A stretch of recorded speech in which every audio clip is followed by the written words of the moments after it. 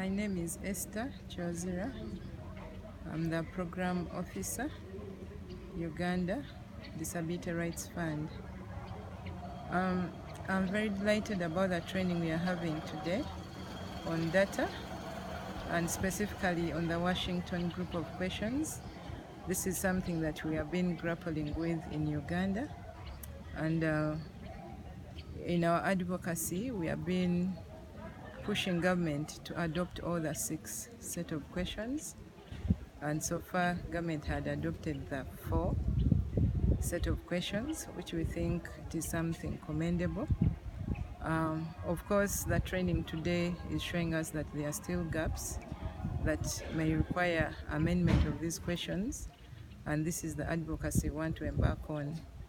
Of course, collecting data that is very inclusive is useful to us as persons with disabilities and advocates who want government to plan and budget for persons with disabilities. In Uganda, many times we are being told there is no data that is very specific on persons with disabilities, and this was hindering our advocacy.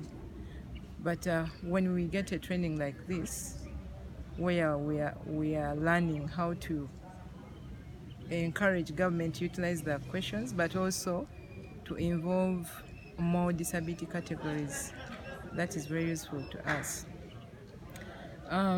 Data collection, if it's inclusive, it is going to help the most marginalized disabilities, because we know that at least women with disabilities, albinos, the little people with psychosocial disabilities, many times they have been missing out in the data capturing.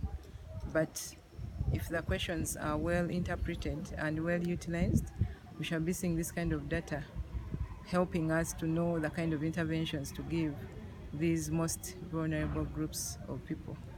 And for us at the Disability Rights Fund, one of our targets and outputs that we aim to achieve is to see that government is embracing the Washington group of questions and is actually collecting data that is very specific in that regard. So this training is very useful to us as well.